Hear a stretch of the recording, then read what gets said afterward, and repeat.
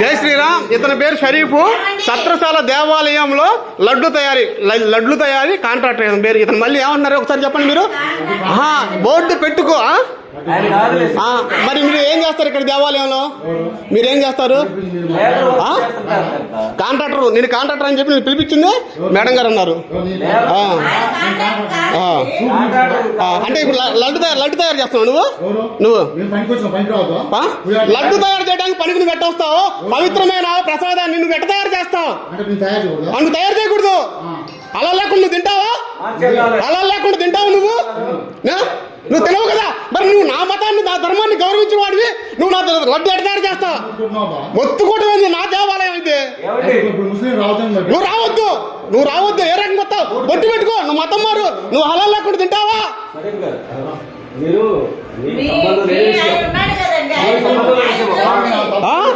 దేవాలయాల్లో బస్టు పట్టిస్తున్నారు మీరు.